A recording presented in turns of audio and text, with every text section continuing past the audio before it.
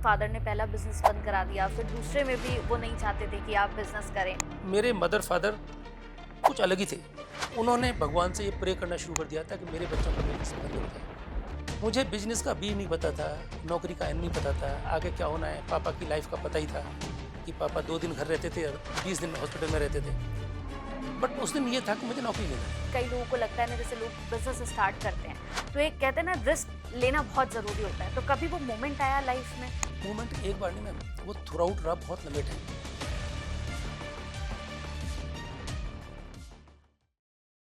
कैसे हैं आप सभी? बहुत बहुत स्वागत है आप सभी का इस पॉडकास्ट में। मैं आप सभी के साथ हूं कंचन। आज का ये पॉडकास्ट बहुत ही स्पेशल और बहुत ही ज्यादा खास होने वाला है। दरअसल दोस्तों, जिंदगी में अच्छी खासी नौकरी छोड़कर अपना काम शुरू करना, अपना बिजनेस स्टार्ट करना, और ऐसा बिजनेस स्टार्ट करना जो सिर्फ अपने लिए नहीं बल्कि वो लोगों को भी बहुत कुछ दे रहा हो। देखिए, जिंदगी में आप सीधे सीधे तो चलते हैं, लेकिन जब सीधे से थोड़ा सा इधर उधर होते हैं ना, तो आपकी जिंदगी ना बड़ी डगमगा सी जाती है। लेकिन उस डगमगाहट के बाद जो मंजिल आपको मिलती है ना, वो मंजिल इतनी खूबसूरत होती है कि आप सारी जिंदगी उस मंजिल को पाकर सिर्फ खुशी खुश होते हैं। आज मेरे साथ एक ऐसी शख्सियत हैं जिनसे जब मैं आपको मिलवाऊंगी और उनकी कहानी हम पूरी यहाँ पर सुनेंगे, तो आपको लगेगा कि वाकई में जिंदगी जीना शायद इसे ही कहते हैं। मेरे साथ यहाँ पर बहुत ही स्पेशल गेस्ट हैं आज इस पॉडकास्ट में, जो अपने आप में बहुत स्पेशल है।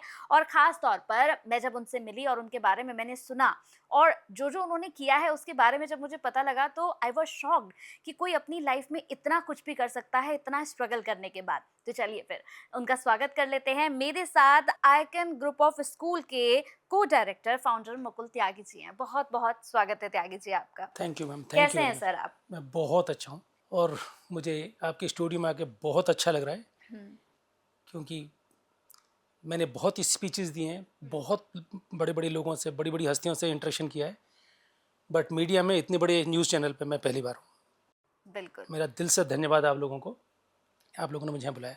असल में सर क्या होता है ना, जब इंसान के सपने बड़े होते हैं और वो जब कुछ बड़ा करता है ना, तो लोग उसे खुद बुलाते हैं। हम तो खुद आपको काफ़ी टाइम से सर्च कर रहे थे कि भाई आपका पॉडकास्ट हो और आपसे बहुत सारी चीज़ें जानें।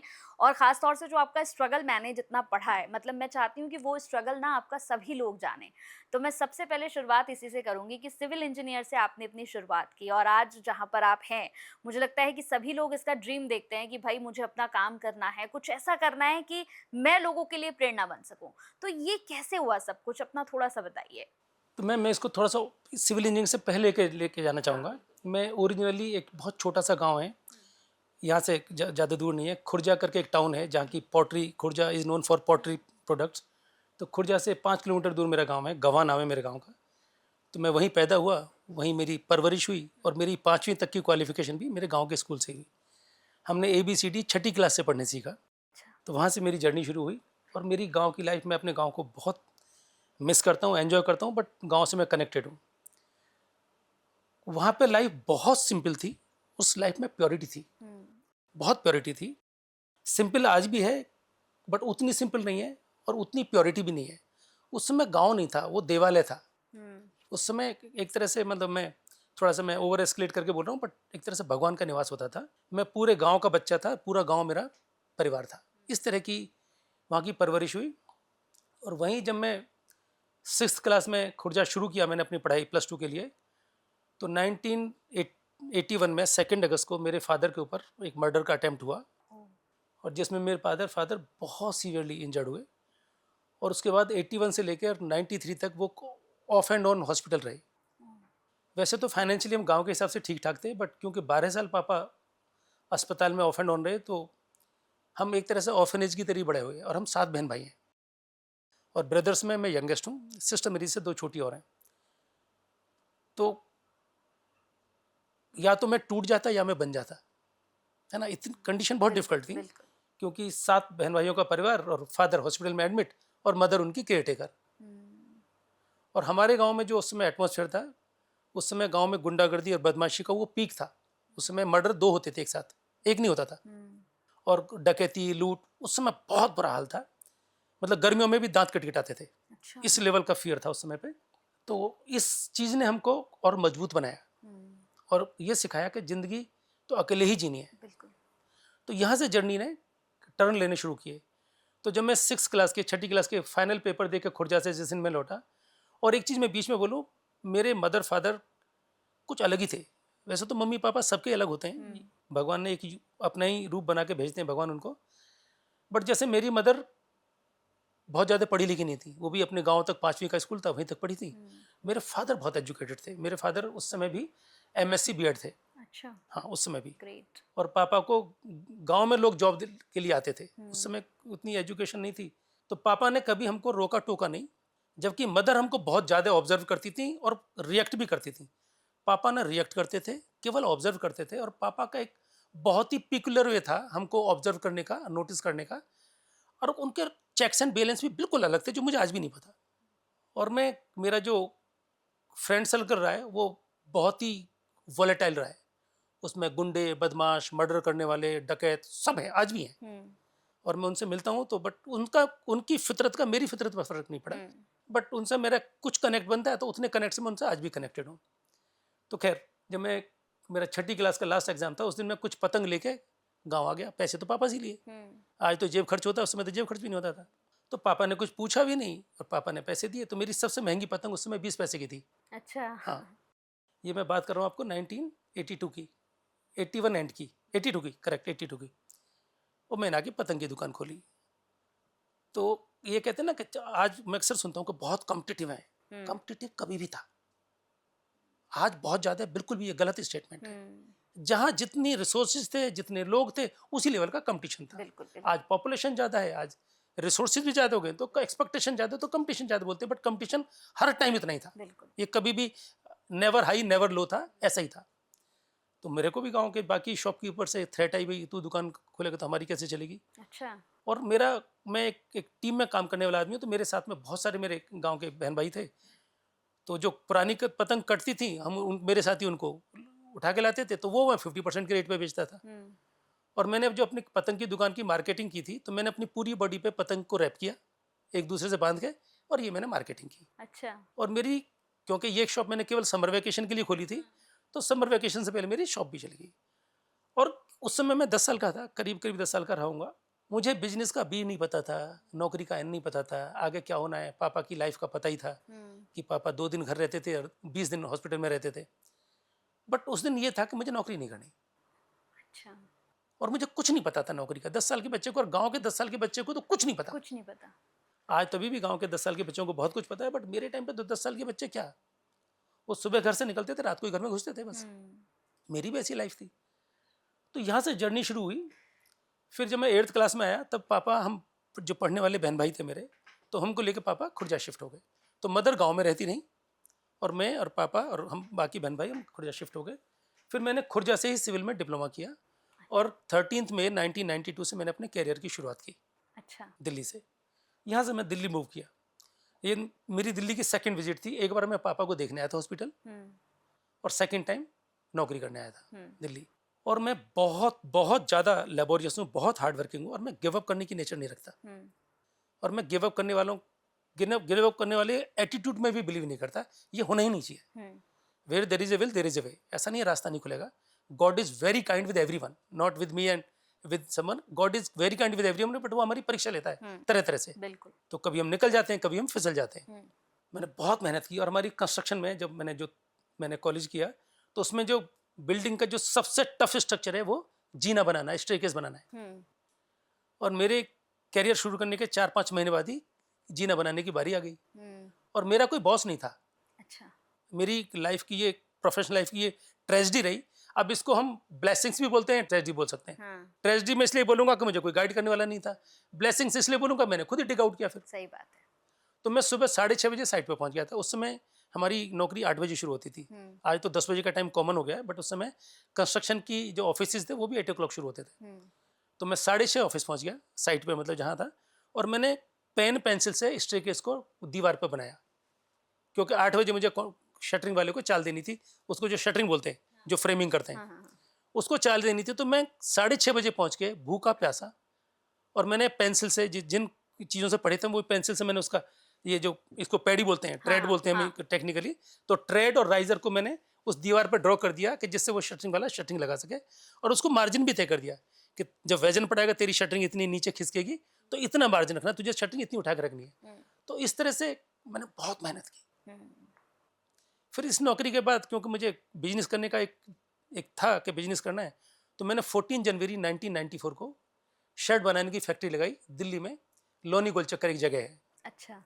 वहाँ पे। वो गोलचक्कर मेरे से पहले ही कभी रहा था, बट उसको बोलते आज भी लोनी गोलचक्कर है। वहाँ मैंने फैक्ट्री लगाई और जो मेरा बिजनेस पार्टनर था वो ही वॉज ए टेलर, तो उसको टेलरिंग आती थी।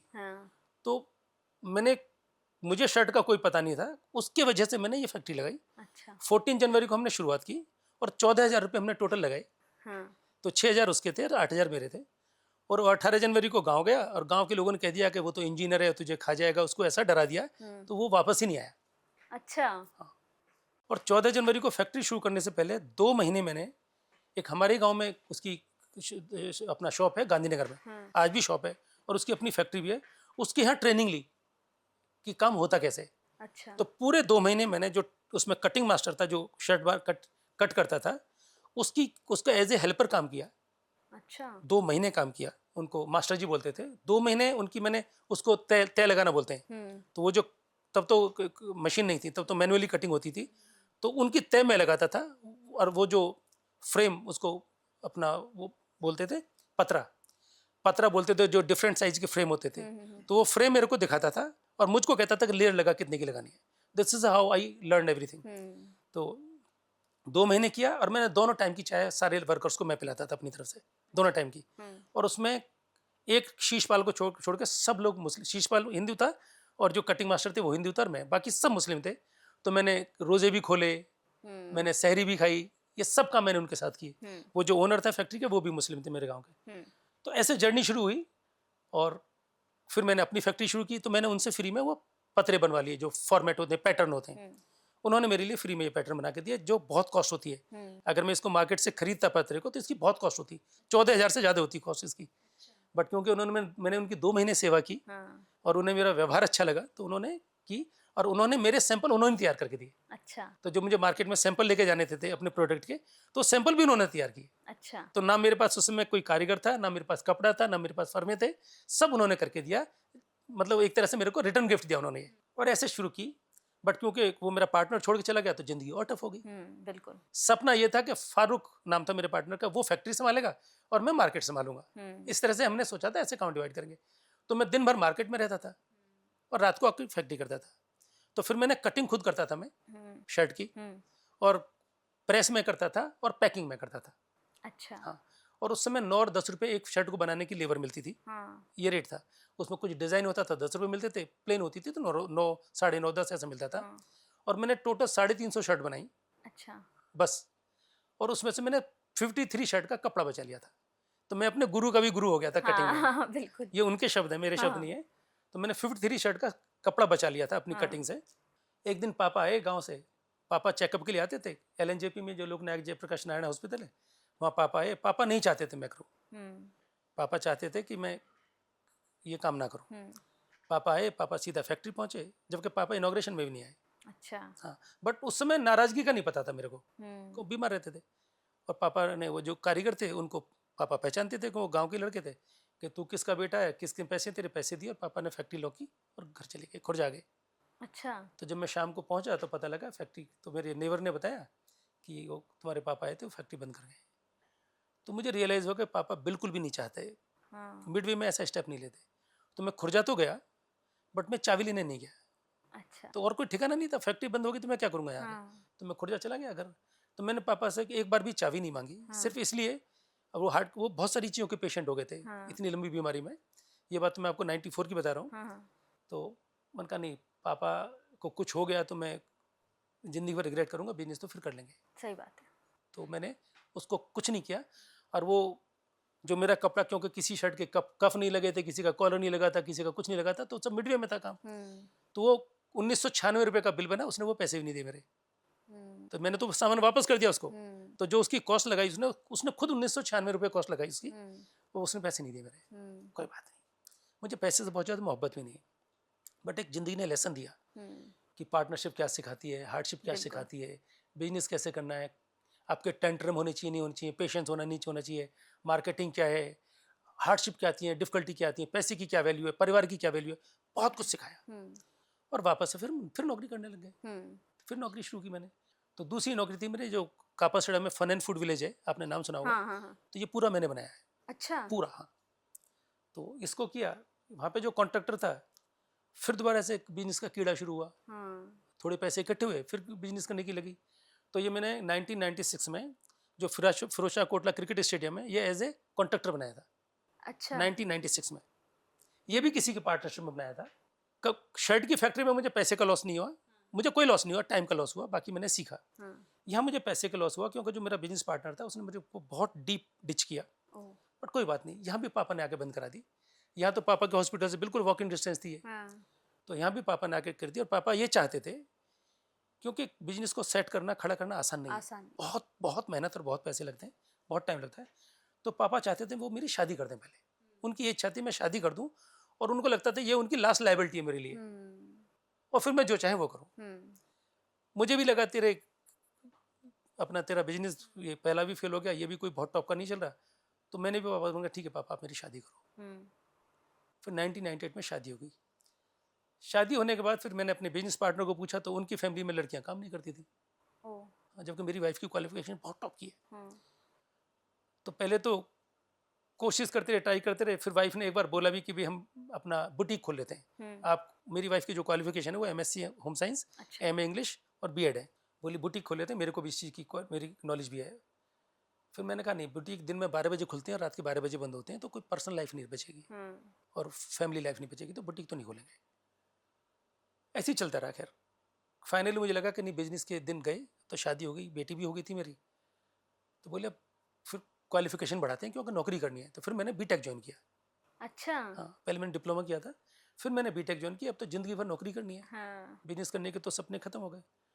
तो फिर जब मेरी वाइफ ने ये हार्डशिप देखी, और बेटी होने के बाद हार्डशिप और बढ़ी, सैलरी बहुत कम थी। उस समय कंस्ट्रक्शन में सैलरी नहीं थी, उस समय सिक्योरिटी गार्ड की सैलरी और जॉब अपॉर्चुनिटी ज़्यादा थी, और एक सिविल इंजीनियर की सैलरी भी कम थी और अपॉर्चुनिटी भी ज़्यादा थी। मैं तब की बात बता रहा हूँ। तो मैंने B.Tech ज्वाइन कर ली। इस बीच में वाइफ ने कहा कि वाइफ ने क्या कहा, वाइफ ने कहा कि हमें कुछ करना चाहिए क्योंकि हार्डशिप बहुत थी। तो जिस दिन मैं अपनी बेटी का एडमिशन कराने गया प्ले स्कूल में, और उसके पीछे मैंने बहुत रिसर्च की, बहुत सर्च की, क्योंकि फर्स्ट टाइम फादर था मैं, तो यार बेटी के साथ एक फादर का अफेक्शन भी अलग ही होता है। तो वहाँ जब मैंने उस बच्चे का एडमिशन कराया, और वहाँ जो मैंने वर्किंग मदर्स की हार्डशिप देखी, जिस तरह से वो बच्चे को छोड़ती थी, फिर वो मतलब गाड़ी का दरवाजा खोल के छोटे बच्चे को उतार दिया, 1.5-2 साल के बच्चे को उतार दिया, तुमने हैंडओवर भी नहीं किया किसी को, बच्चे सड़क पे छोड़ दिया और दरवाजा बंद करके दौड़ गए। या टू व्हीलर पे हो तो बच्चे, आप खुद भी टू व्हीलर से नहीं उतरे और बच्चे को अंदर नहीं किया, उतर गए। तो मैंने कहा यार ये तो बहुत है। तो यहाँ से मैंने प्री स्कूल का मेरे का जन्म हुआ। अच्छा, तो 2003 में मेरी बेटी अपना बेटी को मैंने प्री स्कूलिंग ज्वाइन कराई, और 2004 में मैंने, मतलब तब से काम करना शुरू किया। 2004 में मैंने प्रॉपर्टी खरीदी। पहले दिल्ली में सर्च की, बट दिल्ली में प्रॉपर्टी बहुत कॉस्टली थी। तो फिर हम गाजियाबाद शिफ्ट हुए। गाजियाबाद हम इसलिए शिफ्ट हुए क्योंकि यहाँ पे प्रॉपर्टी मेरे लिए अफोर्डेबिलिटी में थी, प्लस हम अच्छा स्पेस चाहते थे, और दिल्ली में इतने पैसे में तो कुछ नहीं आ रहा था। और हम यहाँ शिफ्ट हुए, और यहाँ से आइकन नर्चरिंग इनोसेंस का जन्म हुआ।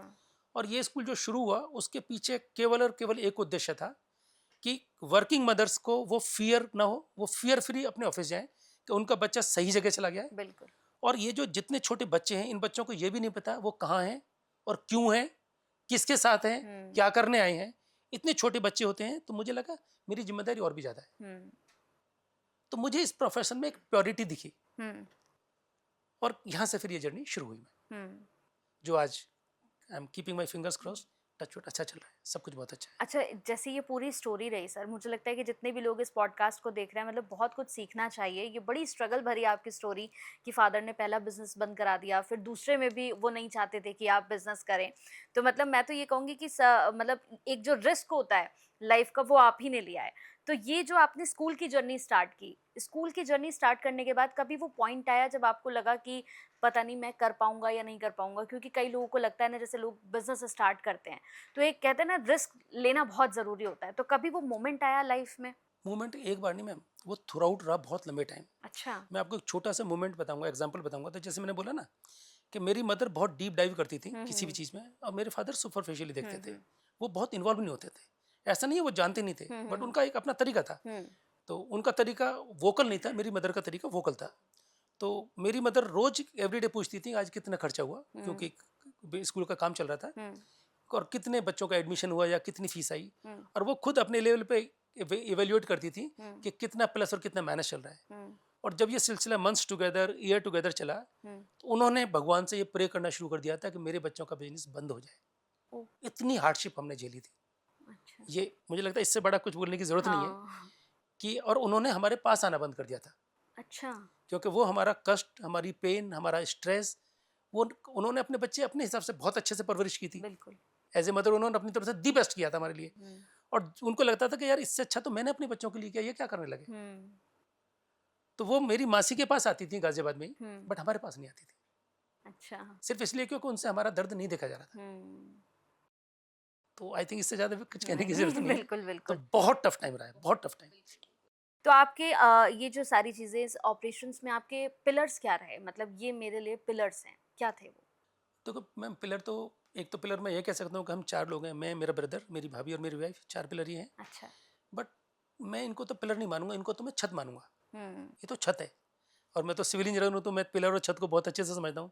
पिलर तो मेरी टीम है। बिल्कुल सही। तो मेरी टीम ही मेरी ताकत है, और जो मेरी ताकत है वो मेरी कमजोरी भी है। तो मेरी टीम मेरी वीकनेस भी है, और मेरी टीम मेरी स्ट्रेंथ भी है। बिल्कुल। और अच्छी टीम है, आई एम ब्लेस्ड। अच्छा, जैसे आपका ये प्री स्कूल है, बहुत छोटे छोटे बच्चे आते होंगे, तो वो कैसा मतलब मोमेंट रहता होगा आपके लिए? क्योंकि प्री स्कूल्स, और जैसे मैंने आपसे अभी ऑफ द कैमरा भी बात करी, आपने कहा कि मतलब 100 समथिंग से स्कूल आपके हैं, मतलब मार्केट में तो 200 ही समझ लीजिए, लेकिन वो जो आपके खुद की निगरानी में है वो 100 तक हैं। तो वो कैसा मोमेंट होता है जब आप स्कूल्स में जाते हैं, छोटे बच्चे आपके पास आते हैं? कहते हैं ना कि जैसे अगर एज एन मदर अगर देखूँ तो मेरा बच्चा स्कूल में जा रहा है, तो मैं घर पर बैठकर शांति से बैठ सकूँ कि बच्चा स्कूल में बिल्कुल परफेक्ट होगा। तो मदर्स का तो एक बहुत प्यार मिलता होगा आपको, कैसा मोमेंट रहता है? आप मेरी वेबसाइट को विजिट करना कभी, या अच्छा। पेज को विजिट करना, उस पर एक भी नेगेटिव कमेंट नहीं है। अच्छा। उसको पढ़ना। और हम अटमोस्ट केयर करते हैं बच्चों की, अटमोस्ट केयर करते हैं पेरेंट्स की, अटमोस्ट करते हैं। और इतने छोटे बच्चों के साथ आप सुबह आते हो ना अपने, जैसे मैं अक्सर बोलता हूँ कि अगर जिस दिन मेरी तबीयत खराब है तो मैं उस दिन घर बिल्कुल नहीं बैठता। अच्छा। हाँ, जिस दिन मेरी तबीयत ज़्यादा खराब है उस दिन मैं बिल्कुल भी घर नहीं बैठता। उसके 2 रीज़न है। घर बैठ के मेरा ध्यान पूरे टाइम अपनी बीमारी पर रहेगा, और ऑफिस में आके मैं इतने छोटे बच्चों में इन्वॉल्व हो जाता हूँ, मैं कतई भूल जाता हूँ कि मेरी तबीयत भी खराब है। अच्छा। मैं नहीं बैठता हूँ। इन बच्चों के साथ हम जिंदगी जीते हैं, और उनसे एक बहुत पॉजिटिव एनर्जी भी मिलती है। तो इन बच्चों के साथ रहना तो अगेन ये ब्लेसिंग्स है। बिल्कुल बिल्कुल। अच्छा सर, बिजनेस में टीम का आपके लिए, जैसे आपने बताया कि आपके लिए जो आपका मतलब पूरा आपकी स्ट्रेंथ है वो आपकी टीम है, टीम बहुत कुछ कर रही है। अगर मैं यहाँ पर आपसे पूछूं कि आपकी टीम जो है, जब आप अपनी टीम बना रहे थे, तो कैसे कैसे लोगों को ढूंढ रहे थे कि मेरी टीम में कैसे लोग होने चाहिए? तो मैं ढूंढ रहा था भी और आज भी ढूंढ रहा हूँ। तो मेरी सबसे पहले जो मेरे एचआर को एक एडवाइस रहती है कि सबसे पहले संस्कारी बच्चे ढूंढो। हाँ। काम वो कम जानते हैं तो हम सिखा लेंगे, और वो उनमें अगर सीखने की भूख होगी तो। बट अगर अच्छे बच्चे, अच्छे संस्कारी बच्चे नहीं आएंगे तो फिर ऑफिस का एटमोसफियर भी खराब हुआ, और ऐसा पीछे हो चुका है हमारे यहाँ ऑफिस में। तो पहली रिक्वायरमेंट तो यही रहती है। और अगर मैं स्कूल की, 2 हैं हमारे काम के 2 डिवीजन है, एक स्कूल और एक ऑफिस। अच्छा। तो स्कूल में जो हमारी सबसे पहला क्राइटेरिया है, स्कूल में किसी भी पोजीशन के लिए हायरिंग का पहला criteria, she has to be mother. तो जब फर्स्ट क्वालिफिकेशन आइकन में काम करने के लिए है, वो पहली क्वालिफिकेशन है कि she has to be mother. It has to be she and she has to be mother. ये सबसे पहली क्वालिफिकेशन है। बाकी सब चीज़ें वो सेकेंडरी है, प्राइमरी है। ऊपर की मैं बात करूँ तो जैसे मैंने कहा, संस्कारी बच्चे होने चाहिए, और उनमें सीखने की एक भूख होनी चाहिए, तो बाकी सब चीज़ें हो जाती हैं। बिल्कुल। स्ट्रॉन्ग कल्चर कैसे बिल्ड और सस्टेन करते हैं, इसके बारे में बताइए। स्ट्रॉन्ग कल्चर जो मेरी अपनी समझ रही है, जो मेरी अपनी जर्नी रही है, हमको ट्रांसपेरेंट होना चाहिए, और हमारी कम्युनिकेशंस क्लियर होनी चाहिए। हमारी प्लानिंग बहुत क्लियर होनी चाहिए, और प्लानिंग का पूरा रोड मैप तैयार होना चाहिए, और उस रोड मैप में, उस प्लानिंग में, उस जर्नी में किस किस आदमी का कहाँ कहाँ पे क्या क्या रोल है, ये बहुत वेल डिफाइन होना चाहिए।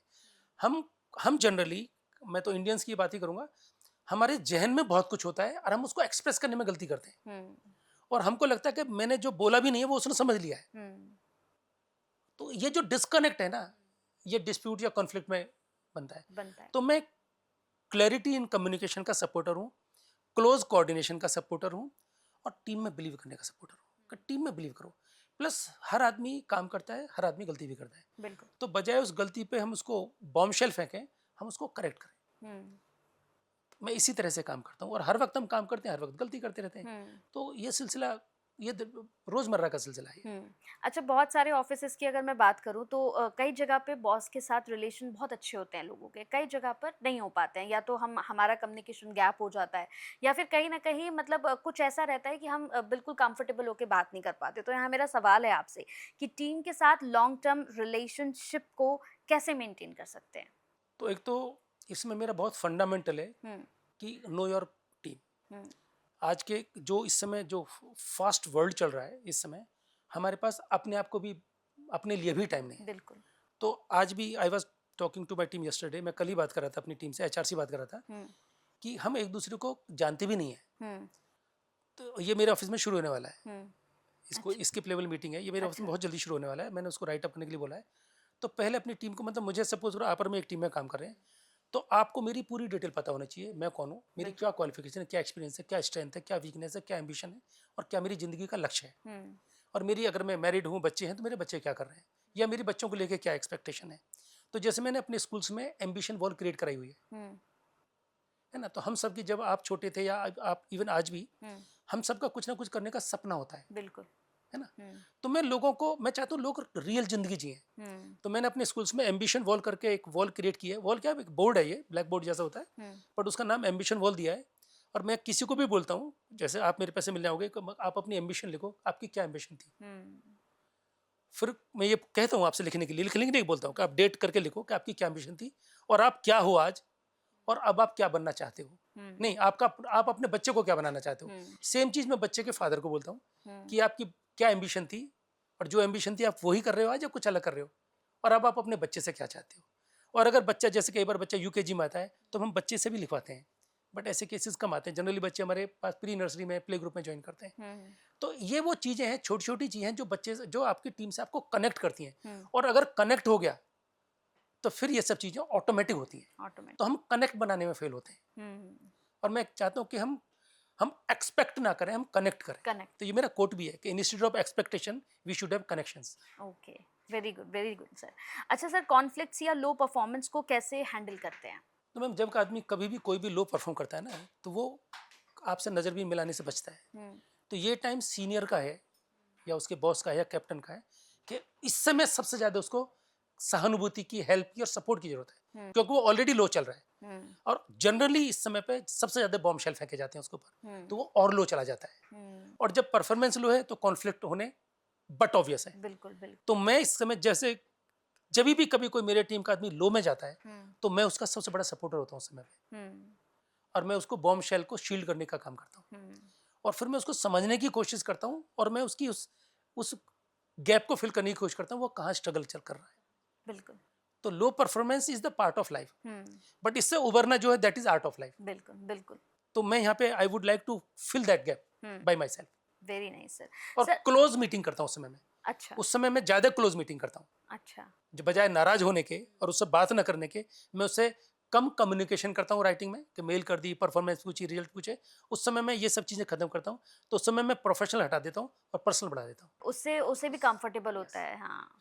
तो उस समय सबसे ज़्यादा जरूरत है उसको सहानुभूति की, हम्म, कि कोई उसको समझे। समझे। तो हम समझने के बजाय हम उससे अपेक्षा रखते थे। हम्म, मैं ऐसे करता हूँ। बहुत बहुत अच्छा तरीका है सर आपका। मुझे लगता है जितने लोग पॉडकास्ट देख रहे हैं और जो बॉसेस हैं उनको बहुत कुछ सीखना चाहिए आपसे। अच्छा सर, आपके हिसाब से एक लीडर में कौन सी क्वालिटीज होनी चाहिए? एक तो मैं लीडरशिप के साथ मेंटरशिप में बिलीव करता हूँ। हम्म, मैं लीडरशिप एलोन में बिलीव नहीं करता। हम्म, मैं मेंटरशिप, अगर लीडरशिप है तो उसमें मेंटरशिप होनी बहुत जरूरी है। लीडर वो आदमी बनता है कि जो आगे से लीड कर सकता है। हम्म, इसका एज से, क्वालिफिकेशन से कोई मतलब कोई नहीं मतलब है ना। नहीं होता। और जिसको लीड करना है, उसको वो सब्जेक्ट भी आना जरूरी है। हम्म, जरूरी नहीं आपको इन डेप्थ नॉलेज हो, हम्म, बट आपको एक बेसिक नॉलेज होनी जरूरी है, तभी आप लीड भी कर सकते हो। हम्म, तो लीडर के लिए पूरा रोड मैप बना के देना, हम्म, और सबको अपना अपना पीस बताना कि तुम्हारे इस जर्नी में तुम्हारा ये काम है, तुम्हारा ये काम है, हम्म, ये लीडर का काम है, और उसको सबसे आगे खड़े होने की जरूरत है। हम्म, और जहां जहां भी कोई भी आदमी आगे पीछे हो रहा है, या अलाइनमेंट में कहीं कोई दिक्कत आ रही है, तो वहां लीडर का काम है कि उसको ट्रैक पे लेके आए, बजाय कि उसको स्कोल्ड करे या उसको कुछ कहीं पनिशमेंट दे। हम्म, लीडर का काम लीडरशिप है, रास्ता दिखाने का काम है, लीड करना है। लीड कर। लीडर मत जो लीड करता है, तो वो लीड करे उस समय भी। और किसी भी जो कारवां चलते थे पहले, ग्रुप चलता है, ग्रुप की स्पीड क्या होती है, उसमें जो स्लोएस्ट मेंबर की स्पीड है वो ग्रुप की स्पीड होती है। मतलब जो आदमी सबसे पीछे चल रहा है वही स्पीड ग्रुप की स्पीड है। तो वह लीडर को जब आगे होना है तो उसको लीडर को कई बार पीछे भी होना है। पीछे भी होना है, बिल्कुल बिल्कुल बिल्कुल। एंटरप्रेन्योरशिप में आपका सबसे बड़ा लेसन क्या है सर? मेरा लेसन ये है, और ये लेसन मेरी अपनी ज़िंदगी का है, कि हमने जब प्री स्कूलिंग ये शुरू की तो हमने बहुत ज़्यादा इसकी नॉलेज नहीं गेन की। हमने इसकी थ्रेट्स नहीं स्टडी की, हमने इसके चैलेंजेस नहीं सीखे। इसको मैं गुड भी मानता हूँ, इसको बैड भी मानता हूँ। अच्छा। और यहाँ पे मैंने एक कोट भी लिखा है। मैंने यहाँ पे कोट लिखा है, मैं पहले कोट को कोट कर देता हूँ कि too much of analysis often leads to paralysis. तो अगर हम उसकी बहुत स्टडी करते हैं, क्योंकि प्री स्कूल एक चैलेंजिंग जॉब है, प्री स्कूल कोई कंफर्टेबल जॉब नहीं है, तो अगर हम इसकी बहुत स्टडी कर गए होते तो शायद हम प्री स्कूल ना शुरू करते। नहीं करते, बिल्कुल। तो मैं इसको गुड में भी मानता हूँ, उसको बैड में भी मानता हूँ। बट मेरा मैसेज आपके क्वेश्चन का आंसर ये है कि कुछ भी आप करने जा रहे हो उसकी आपको इन डेप्थ नॉलेज होनी चाहिए। और हम सक्सेस स्टोरी भी पढ़ें उसके इसमें, और फेलियर स्टोरी पढ़ें। लोग कहते हैं कि फेलियर स्टोरी पढ़नी चाहिए, मेरा यहाँ पे डिफर ओपिनियन है। हमको सक्सेस स्टोरी भी पढ़नी चाहिए और फेलियर स्टोरी पढ़नी चाहिए, और फिर अपनी स्टोरी क्रिएट करनी चाहिए। ये मेरा ओपिनियन है। बिल्कुल। अच्छा सर, आज की डेट में आप सक्सेस को कैसे डिफाइन करेंगे? मतलब जब आपने शुरू किया था और आज की डेट की अगर मैं बात करूं तो कैसे डिफाइन करेंगे? मैं अभी अपने आप को सक्सेसफुल नहीं मानता। मैं आपको इसको थोड़ा सा डिटेल में बताऊंगा। हाँ। और सक्सेसफुल क्यों नहीं मानता, क्योंकि जो मैंने सपना देखा था मैं उससे बहुत पीछे हूँ अभी। अच्छा। बट पीछे जो कहूँ उसमें कोई वैसा रीज़न नहीं है, क्योंकि जब मैंने स्कूल शुरू किया और मेरा स्कूल शुरू होने में बहुत ज़्यादा स्ट्रगल रही, तो मैंने अपनी जॉब डिसकंटिन्यू नहीं की। मैंने आइकन को full time last year join किया है। अच्छा। हाँ, मैं 2025 तक जॉब करता रहा। ओके। उधर मैंने मेहनत की, उधर मैंने टाइम दिया, उधर मैं ग्रो किया। हाँ। तो मैं एक पब्लिक लिमिटेड कंपनी का मैनेजिंग डायरेक्टर बना। हाँ। और एक अपना जिस कंपनी के 4 स्टेट में बिजनेस थे रियल एस्टेट में, मैं उसका सीईओ रहा। अच्छा। और मैंने 1500 रुपये महीने से नौकरी शुरू की थी 1992 में। और मैंने 3 करोड़ की सैलरी छोड़ के मैंने आइकन को फुल टाइम ज्वाइन किया है। अच्छा। हाँ, मैंने 3 करोड़ की सैलरी छोड़ के आइकन को फुल टाइम ज्वाइन किया है। सक्सेसफुल मैं क्यों नहीं मानता, आइकन के केस में मैं सक्सेसफुल नहीं मानता। अगर मैं अपनी जॉब की बात करूँ तो मैं बोलूँ कि मैं सेटिस्फाइड अपने अचीवमेंट से नहीं, मुझे बहुत कुछ अचीव करना था। बट जो ये आइकन आज भी मेरे घर का सबसे छोटा बच्चा है। आज भी मेरे घर में सबसे छोटा बच्चा आइकन नर्चरिंग इनोसेंसी है। अब मेरा टाइम है, इसको मैं टाइम दूं। प्लस मैं, क्योंकि मेरी वाइफ भी फुल टाइम स्कूल में है, तो मैं 4 साल कोलकाता रहा। अच्छा। और 4 साल में मुंबई रहा। लास्ट ईयर मैं मुंबई से लौटा हूँ, तो मैं अपनी फैमिली से अलग रहा। तो अब ये टाइम है कि मैं अपने फैमिली के साथ भी रहूँ। और ये जो मैंने बीज लगाया था 2005 में, 4 जुलाई 2005 को मैंने अपने स्कूल का इनॉग्रेशन किया था, और 4 जुलाई मेरे बड़े ब्रदर की बर्थडे है। अच्छा। हाँ। तो मैं क्रेडिट लेने में बिलीव नहीं करता हूँ, मैं डेबिट लेने में बिलीव करता हूँ। बिल्कुल। तो अब मैंने सोचा कि अब इसको टाइम देता हूँ। और अब आप देखेंगे कि नेक्स्ट ईयर जब आप और मैं आज के दिन बैठे होंगे 7 अप्रैल को, आज मेरे भतीजे का बर्थडे भी है, तो 7 अप्रैल को आइकन एक अलग लेवल पे होगा। अलग लेवल। हमने 1 साल में बहुत कुछ चीज़ें थोड़ी बेटर की हैं, बहुत कुछ की हैं। हमने अभी आइकन नर्चरिंग इनोसेंस का बुलेटिन भी शुरू किया है। अच्छा। हम बहुत कुछ कर रहे हैं, हमने अपनी पेडागोजी बनाई है। ओके। आपको आइकन नर्चरिंग इनोसेंस जैसे प्री स्कूल मिलेगा ही नहीं मैम। इसमें जो समर्पण है, इसमें जो प्योरिटी है, इसमें जो ऑनेस्टी है, इसमें जो ट्रांसपेरेंसी है, आपको आइकन की बुराई करने वाले लोग नहीं मिलेंगे। इवन वो लोग जो मेरा साथ छोड़ गए किसी वजह से, वो आइकन की बुराई नहीं कर पाएंगे। तो हमको बहुत फास्ट ग्रो नहीं करना, हमको कंसोलिडेटेड ग्रोथ अचीव करनी है, और वो कंसोलिडेशन है। बहुत सारे लोग जो अपना जॉब भी करते हैं, बिजनेस भी कर रहे हैं, या फिर जॉब से मूव होकर बिजनेस शुरू करना चाहते हैं या कर रहे हैं, उनके लिए आपकी क्या एडवाइस होगी? क्योंकि लोग बहुत मुश्किल समझते हैं इसे सर, क्योंकि बिजनेस स्टार्ट करना नौकरी के बाद लोगों के लिए बड़ा मुश्किल है। बड़े उनके सवाल आते हैं, चल पाएगा नहीं चल पाएगा, पता लगा बिजनेस भी नहीं चला और वापस घूम के देखा तो नौकरी भी नहीं रही। तो लोग बड़ा इस वक्त टेंशन में रहते हैं अपना स्टार्टअप करने के लिए। तो ऐसे लोगों को क्या एडवाइस होगी? तो मेरा एडवाइस मैम ये रहेगा कि या तो हमको बिजनेस अर्ली ईयर्स में करना चाहिए, जब तक बच्चों की जिम्मेदारी ना हो। तो अपनी जॉब शुरू करने के बाद 4-5 साल जॉब करें, फिर बिजनेस शुरू कर लें। उस समय रिस्क आपके पास घर के खर्चे का कम होता है। या फिर जब आपकी बच्चों की और फैमिली की लाइबिलिटीज ओवर हो गई हैं, यानी बच्चे ग्रो कर गए, सेटल हो गए, तब शुरू करना चाहिए। और जैसे मैंने शुरू किया बीच में, तो मैं बोलूँगा आपको उस बिजनेस का स्वॉट एनालिसिस करना चाहिए बहुत डीपली। और ये मैं अपनी बिजनेस पार्टनर से भी, मेरा डेली का कन्वर्सेशन है कि हमारे पास दो चीज़ हर वक्त होनी चाहिए। हमारे पास अपना स्वॉट एनालिसिस होना चाहिए और हमारे पास हर वक्त अपनी सराउंडिंग्स का कम्पिटिटिव एनालिसिस होना चाहिए। बिल्कुल। हमको ये दो चीज़ें हर वक्त पता होना चाहिए। तो किसी भी एंटरप्रेन्योर के लिए जो अपना एंटरप्रेन्योरशिप में आना चाहता है, उसके लिए मेरा यही मैसेज है, पैसा बहुत बड़ी रिक्वायरमेंट नहीं है, मतलब सबसे बड़ी नहीं है, बहुत बड़ी है, सबसे बड़ी नहीं है। पैसा ही सब कुछ है ऐसा नहीं है। अगर आपके जज्बे में दम है, आपको जिद्दी होना जरूरी है। और ये एक बहुत पुराना कोट है कि where there is a will there is a way and God help those who help themselves. तो ये मेरे साथ तो बिल्कुल फिट होता है। भगवान ने मेरी कहाँ कहाँ ऐसी मदद की है जहाँ मुझे लगा था कि भगवान ही मालिक का क्या होगा, और वहाँ भगवान ही मालिक था। ऐसा एक बार नहीं हुआ मैम, बहुत बार हुआ मेरी जिंदगी में जहाँ मैंने छोड़ दिया था कि अब जो होगा देखा जाएगा, और वहाँ भगवान ने आके मेरी हेल्प की। मैं आपको एक छोटा सा एग्जांपल देता हूँ। मेरे ब्रदर हॉस्पिटलाइज थे, बड़े ब्रदर, सबसे बड़े ब्रदर, और मैंने उस समय ये आइकन का टफ टाइम चल रहा था, और मुझे लगा कि भाई अब जिस दिन भाई साहब को डिस्चार्ज होना था उस दिन मेरे पास पैसे नहीं थे देने के लिए हॉस्पिटल के, और मुझे लगने रहा था कि मैं बच्चों के साथ बच्चों को बोलूँ तुम अपने पापा का बिल पे करो। बीइंग ए चाचा, मुझे लग रहा मुझे बच्चों से बिल के लिए नहीं बोलना चाहिए, बिल्कुल। और मेरे पास पैसे थे नहीं। तो मैंने अपने ऑफिस में एक कलीग से पूछा, तो मैंने उससे 2 महीने पहले मैंने क्रेडिट कार्ड लिया था। तो मैंने अपने कलीग को पूछा कि मैं क्रेडिट कार्ड से बिल पेमेंट कर सकता हूँ हॉस्पिटल का, मुझे नॉलेज नहीं थी उस समय। बोले हाँ कर सकते हो। मैंने कहा नहीं, डबल बता तू मेरे को, डबल चेक कर, क्या मुझे एविडेंट ला के दे, सो दैट मैं उस कॉन्फिडेंस के साथ हॉस्पिटल में जाऊँ। तो मैं चला गया, तो बोला हाँ हो जाएगा, कन्फर्म है। तो मैं पारस हॉस्पिटल गुड़गांव में गया, मैंने अपने ब्रदर की को का फाइनल पेमेंट करके आ गया। अब क्रेडिट कार्ड की भी पेमेंट करनी थी, पैसे तो थे नहीं। आप बिलीव नहीं करोगे, करीब 62-63,000 का बिल था क्रेडिट कार्ड का, और मुझे 68,000 का इनकम टैक्स का रिटर्न मिला। ओह! जैसे भगवान ने उतने ही पैसे भेजे कि तू क्रेडिट कार्ड का बिल कर दे। और ये एक बार नहीं, बहुत बार हुआ मेरे साथ। अच्छा। तो मैं इस चीज़ में बहुत बिलीव करता हूँ, मैं भगवान में बिलीव करता हूँ। बिल्कुल, होना भी चाहिए। मतलब ये तो बहुत अच्छी आपने बात बताई कि ऐसा लगा कि खुद परमात्मा ने आके और मदद ये की एक है बार उस नहीं, टाइम। बहुत बार हुआ है, बहुत बार हुआ है ऐसा।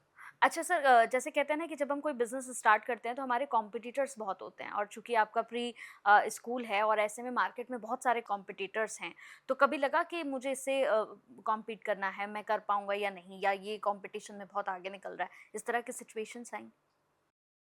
सिचुएशन तो ऐसी रोज आती है, आज भी आती है, बट मैं उसको इस तरह से लेता नहीं हूँ, क्योंकि मेरा कंपटीशन मेरे से ही है। मेरे से। ऑनेस्टली ये बोलने की बात नहीं है।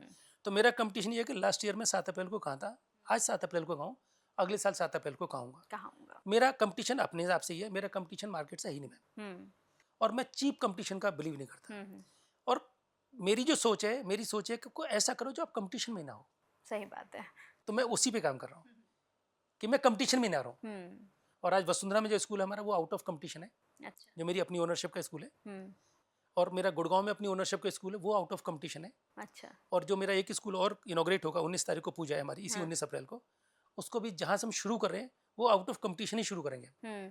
तो हमको काम ही ऐसा करना है कि जो लोग तुमको फॉलो करें, ना कि लोग तुमको कम्पीट करें। बिल्कुल, बहुत सही, बहुत सही और सर। हमने अपने स्कूल का नाम आइकन ही ऐसे इसलिए रखा है।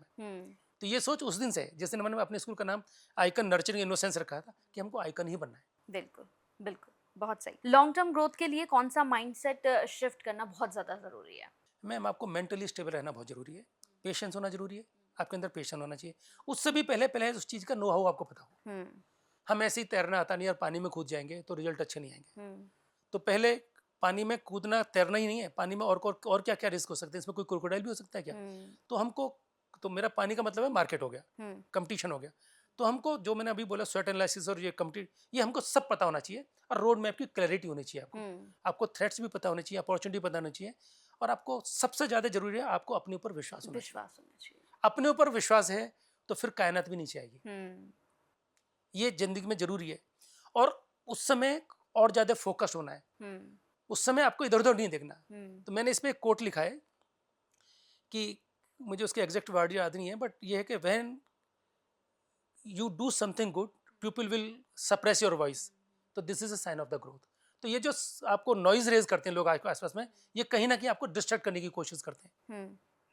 अच्छा, 100 प्लस आपकी फ्रेंचाइजीज हैं, सारी चीज़ें जो हैं, ये मैनेज करते वक्त सबसे बड़ा चैलेंज क्या लगता है आपको कि मुझे सब कुछ एक साथ मैनेज करना है, सब कुछ एक साथ हैंडल करना है?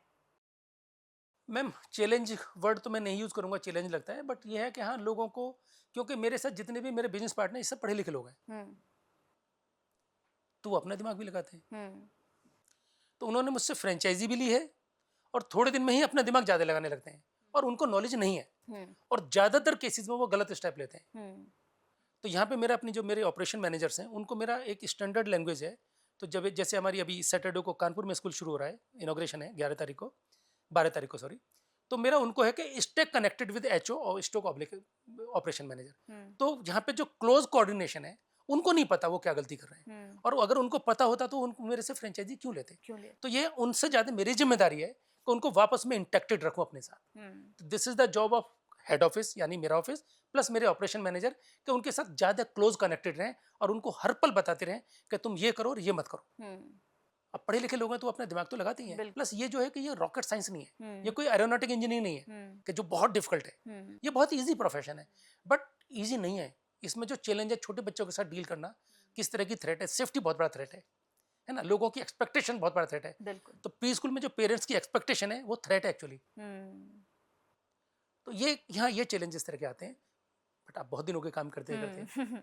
अच्छा, आप कोट्स लिखते हैं सर, तो मेरे को ये जानना था कि ये मतलब इंस्पिरेशन है, मतलब कैसे ये कोट्स इतने ज़्यादा, मतलब मन में क्या आता है जब आप लिखते हैं? क्योंकि मैंने बहुत सारी आपकी पढ़ी है, तो मुझे लगा कि मतलब ये रियल एक्सपीरियंस है आपका, मतलब क्या है इसके बारे में बताइए, क्योंकि सबका अपना अपना एक मीनिंग है। मैम पता नहीं क्यों जब मैं 7th क्लास में था अचानक मेरे दिल में कविता फूटी अचानक ही। मैं तो कभी पोएट नहीं था, ना मेरी इस तरह की कोई बैकग्राउंड है, तो अपना भी होता मेरे को इसका एग्जैक्टली आंसर नहीं पे जाए तो मैं कविता का जो आपको पहला स्टैंजा वही पढ़ता हूँ। और मैंने जिसको भी ये कविता सुनाई पहली 4 लाइन, ये कविता पूरी लिखी थी मैंने, तो सबने 100% लोगों ने बिलीव नहीं किया था, ज्यादातर लोगों ने लगा था मैंने ये शब्द किसी के चुराए हैं। अच्छा। और ये मैं तब 7th या 8th क्लास में था कि जीवन पर किसी का अधिकार नहीं, जीवन तो सबका अपना है, लेकिन गहराई से देखें तो जीवन तो केवल सपना है।